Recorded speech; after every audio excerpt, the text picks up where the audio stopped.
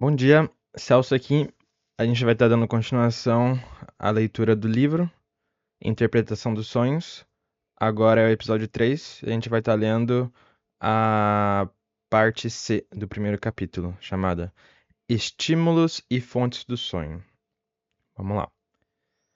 Há um dito popular: sonhos vêm do estômago, que ilustra o que devemos entender por estímulos e fontes do sonho. Por trás desses conceitos se esconde uma teoria que vê o sonho como consequência de uma perturbação do sono.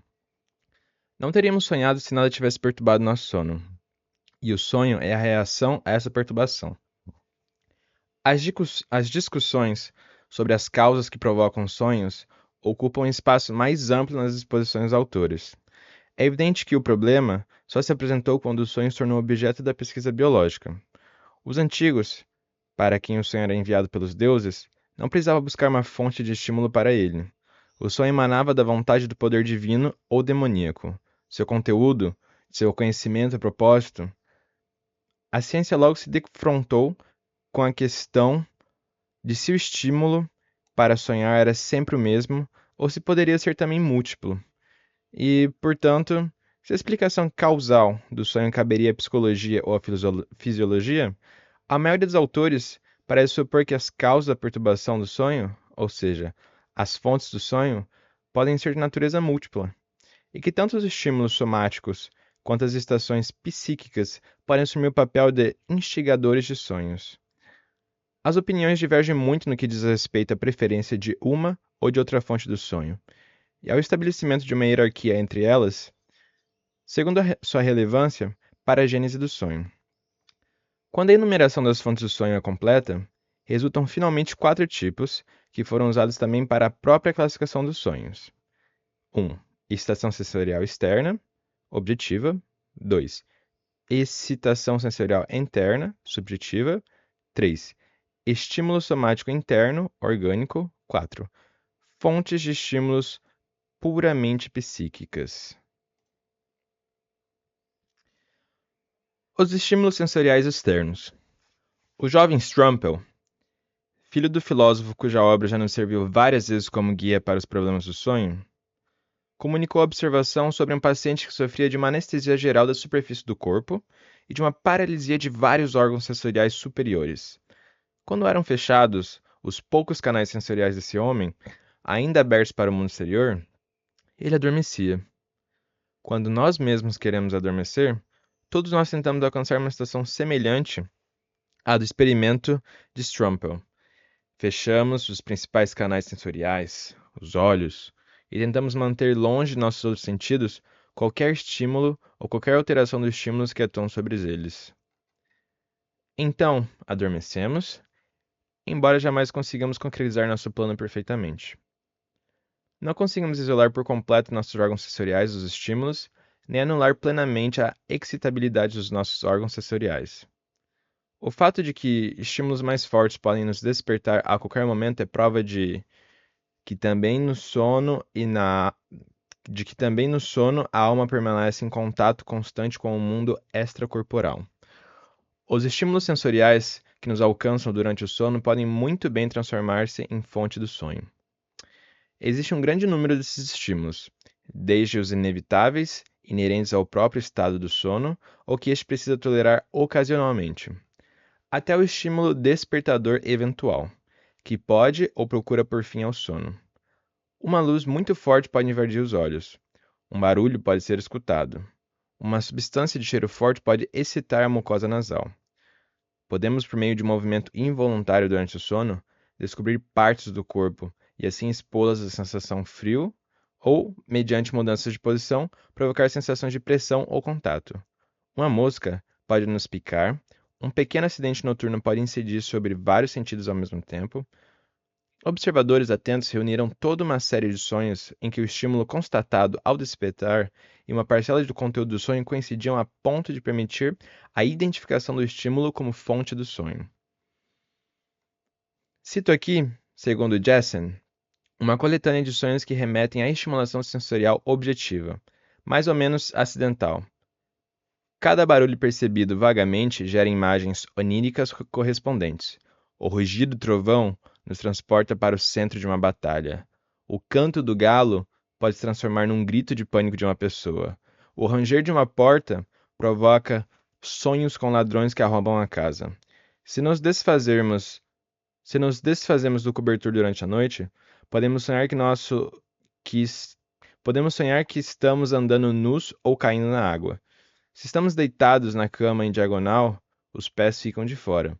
Podemos sonhar que nos encontramos à beira de um abismo terrível, ou que estamos caindo de um penhasco íngreme.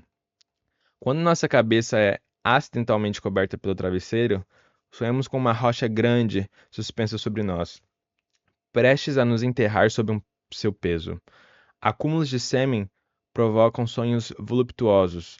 Dores locais produzem a ideia de abusos sofridos, de ataques inimigos ou ferimentos físicos.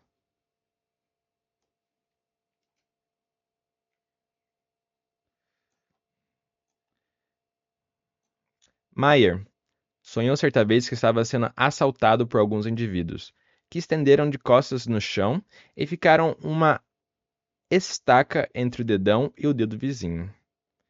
Ao imaginar tudo isso no sonho, ele acordou e encontrou uma palha presa entre os dedos. Em uma outra ocasião, segundo Hennings, Mayer sonhou que estava sendo enforcado quando apertou demais o colarinho da camisa. Hofbauer sonhou em sua juventude que estava caindo de um muro alto, e ao acordar percebeu que a cama havia se desmontado e que ele realmente tinha caído. Gregory relata como, ao se deitar, colocou uma garrafa com água quente aos seus pés, e então sonhou com uma viagem ao cimo do Monte Etna, onde o calor do solo era quase insuportável. Outro homem sonhou após colocar um curativo na cabeça que estava sendo escalpado por um bando de índios. Um terceiro, que dormia com um camisolão úmido, acreditava estar sendo arrastado por uma correnteza. Uma crise de gota durante o sono levou um paciente a acreditar que havia caído nas mãos da Inquisição e estava sofrendo os tormentos da tortura. O argumento fundamentado na semelhança entre estímulo e conteúdo do sonho é fortalecido quando conseguimos produzir na pessoa adormecida, por meio da aplicação de estímulos sensoriais planejados, sonhos correspondentes ao estímulo. Segundo Macnish, Giroud Buzareix já realizou experimentos deste tipo. Ele deixou seus joelhos descobertos e sonhou que estava fazendo uma viagem noturna numa diligência. Ele observa que todos os viajantes conhecem o frio que ataca os joelhos de noite. Numa carruagem, noutra ocasião, deixou descoberta a parte posterior da cabeça e sonhou que estava assistindo a uma cerimônia religiosa ao ar livre. No país em que vivia, era costume cobrir sempre a cabeça, exceto em ocasiões como a mencionada. Maury comunica observações novas sobre os sonhos que ele produziu em si mesmo. Outra série de experimentos não foi bem sucedida. Alguém faz cócegas em seus lábios e na ponta de seu nariz com uma pena. Ele sonha com uma tortura terrível, uma máscara de picha colocada em seu rosto. Ao ser puxada, a máscara lhe arranca a pele. Alguém esfrega uma tesoura numa pinça. Ele ouve o toque dos sinos, depois o toque do alarme, e é transportado para os dias de junho de 1848. Alguém o faz cheirar água de colônia. Ele se encontra no Cairo, na loja de Giovanni Maria Farina. Seguem-se então aventuras loucas, que ele não consegue reproduzir. Alguém o belisca levemente na nuca. Ele sonha que alguém lhe aplica um curativo e se lembra de um médico que lhe tratou na infância. Alguém aproxima um ferro quente do seu rosto. Ele sonha com chauffeurs, que invadem a casa e, enfiando os pés dos moradores em braseiros, os obriga a entregar seu dinheiro. Então encena a duquesa de Abrantes, de quem ele é secretário no sonho. Hum. Alguém pinga uma gota de água em sua testa. Ele está na Itália. Soa intensamente e bebe o vinho branco de Orvieto. Alguém expõe repetidas vezes à luz de uma vela, fazendo-a antes passar por um papel vermelho. Ele sonha com o tempo, com o calor, e se vê novamente numa tempestade marítima que vivenciara no Canal da Mancha. Outras tentativas de produzir sonhos de modo experimental foram realizadas por De Harvey, Weygand e outros. Vários autores têm observado a habilidade conspícua de o sonho absorver impressões repetidas do mundo sensorial e inseri-las em sua estrutura de tal modo que lá elas provocam uma catástrofe, já preparada e iniciada gradativamente. Na minha juventude, conta esse autor, eu costumava utilizar um relógio despertador para levantar-me, sempre em determinada hora da manhã. Aconteceu-me centenas de vezes que o som desse aparelho se encaixava bem num sonho aparentemente muito longo e coerente, como se todo o sonho fosse dirigido para apenas aquele evento e nele alcançasse seu auge, logicamente imprescindível, seu fim natural. Citarei mais adiante, com outro propósito, 3 exceções de despertador. Volkelt relata: certa vez, um compositor sonhou que estava dando aulas e que pretendia explicar algo aos alunos. Quando terminou e se dirigiu a um garoto com a pergunta: "Você me entendeu?", este gritou como um possuído: "Oh, já! Ah, sim!" Irritado, ele lhe proibiu a gritaria. Mas então toda a turma gritou: "Orja!" E depois: "Euro!" E por fim: "Ferjo!" Fogo. Nesse momento, ele realmente acordou, despertando pelos gritos de Fuerjo na rua. Garnier, citado por Radstock, conta que Napoleão I foi despertado pela explosão de uma bomba enquanto dormia e sonhava em sua carruagem. O sonho fez viver a transposição do rio Talhamento sob o bombardeio dos austríacos. Então acordou gritando assustado: "Fomos minados!" Um sonho tido por Maury se tornou célebre. Ele estava doente de cama em seu quarto, com sua mãe sentada ao seu lado. Sonhou com o reinado de terror da época da Revolução Francesa. Testemunhou cenas terríveis de assassinatos e finalmente foi convocado a comparecer perante o tribunal. Lá, viu Robespierre, Marat, Fouquier-Tinville e todos os tristes heróis daquela época horrível. Foi interrogado e, após vários incidentes que não se fixaram em sua memória, foi condenado. Então, acompanhado por uma multidão incontável, conduziu ao local de execução. Ele subiu ao patíbulo. O carrasco amarrou a prancha se inclinou, a lâmina da guilhotina caiu, sentiu como sua cabeça foi separada do tronco e acordou na mais terrível angústia. Ele descobriu que o dossel da cama havia caído, atingindo suas vértebras cervicais, de modo semelhante à lâmina da agulha da guilhotina. Esse sonho provocou uma discussão interessante iniciada por Leroy e Egger, na Revue Philosophique, sobre se e como o sonhador conseguiria, no breve intervalo entre a percepção do estímulo perturbador e o despertar, cumprir tamanha abundância de conteúdo. Exemplos desse tipo suscitam a impressão de que as estimulações sensoriais objetivas durante o sonho seriam, de todas as fontes do sonho, as mais garantidas. Essa fonte é também única e exclusivamente aquela que importa ao conhecimento do leigo.